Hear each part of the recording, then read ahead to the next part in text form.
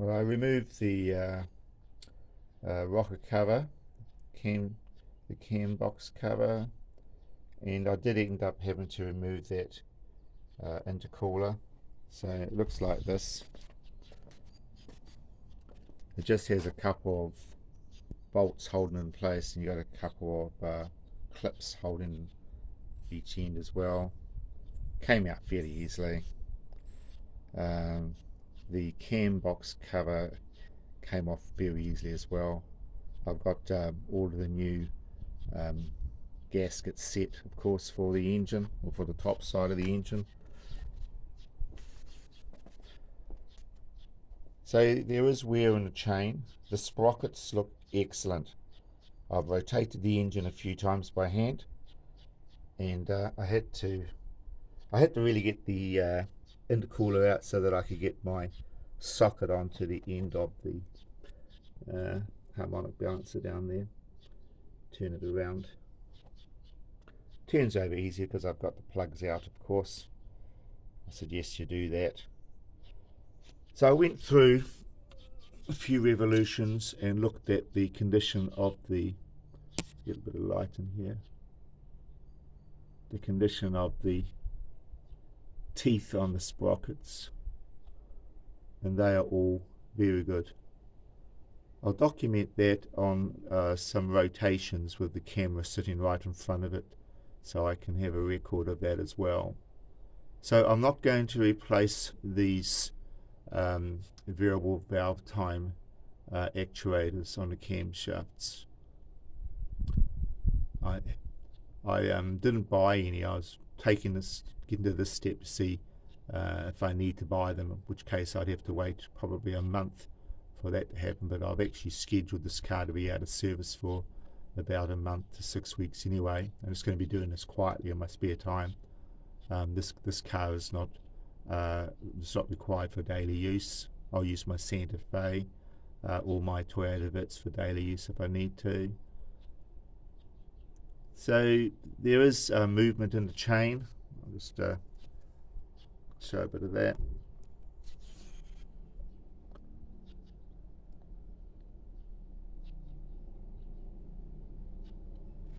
It's interesting to actually feel this with your own hands after seeing quite a few videos on it. It's fairly easy to lift up and down there, and that's the noise I've had on startup until the oil pressure puts more pressure on the tensioner to keep the chain nice and tight. So the guide down on this side here has the tensioner down here right behind the alternator. To get the alternator out is going to take me a while. I think that's probably going to be the biggest job of the whole job, actually. So I'm going to get onto that shortly, lift the front of the car up, take the covers off underneath the engine, and commence to take the I've got to remove the serpentine belt and take the tension off that little tensioner down here, to take the tension off that, and then I'll be able to get the alternator off. Once I got the alternator off, that gives me access into the tensioner. There's a cap I have to remove, dig out basically, and replace that hides the tensioner bolt end. But I'm quite surprised actually the wear. I'm not horrified by it, to be honest. 180,000 Ks. I was expecting this piece here, this little rubbing area here, to be grooved in, or even worn away completely. But I don't know what it's made of. It's a pretty hard material, but there's not even a scratch on it. Quite amazing. Maybe when the cam chain's running, it actually skips across the top like that more. It doesn't actually touch it. An interesting thing about this chain though, compared to my replacement chain, is that I'll show you down the top here. Each of the links is drilled, which I think must be fantastic for lubrication, but well, it hasn't saved it, that's for sure. It's still stretched after this time. Is it ready to break? I don't think so. I actually think I'd get away with this for a few years. There's definitely no hooking or wearing down on the sharpness of the sprocket teeth, being around a whole lot.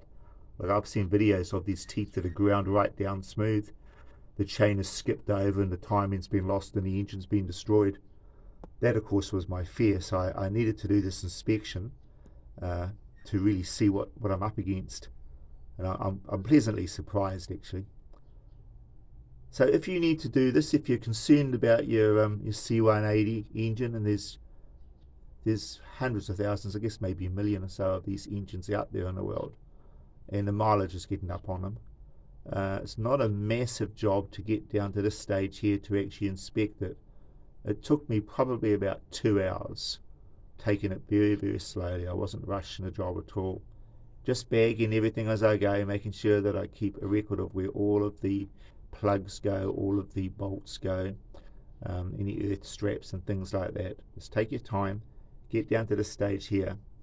What I did do though before I started this job is I actually received my replacement parts, and I thought, well, I'm going to change it anyway, and so I've got all those parts, but I didn't buy the actual sprockets because they were another $400, and you know, I thought I'd just hold off just in case I was going to be lucky, and yeah, I've saved myself that much money anyway. So far I'm only in the hole about 200 New Zealand dollars for the kit so far, but I did pay another 250 for the Mercedes chain braking and riveting tool that I may or may not hang on to. I should be able to flick that off quite easily for most of the money locally here. I bought that on eBay. Well, I might just hang on to it because once I get this job mastered, I might actually be able to do a few more of these, because you can pick these cars up pretty cheap when people are concerned about the cam chain. Or it might have just thrown a code up and they just get it in time before it actually does skip and get so far out of time that it does actually smash the valves into the top of the pistons. So there you go, that's a little update. I'll be setting the camera up on a little tripod so we can actually really examine as it goes around. This is the loosest position that I've found as I've rotated the engine around. It's loose, it's as loose as I've seen on other videos on these things. You know, definitely there's noise there. There's no sign at all of anything catching on the sides. There's no sign of any catching down in here on that edge there, and no sign of anything catching down on that edge there as well. And there's no sign at all on the inside of the box here. No little marks or nicks or anything from it actually coming up here.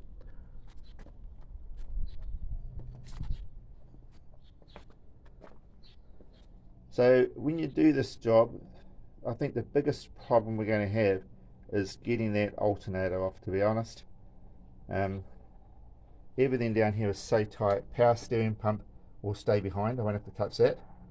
But getting down into here, getting that alternator off, I'm just going to lower it down. I'm not going to pull it right out, I'm just going to lower it out of the way just enough so I can get in there with my wrench to remove the tensioner.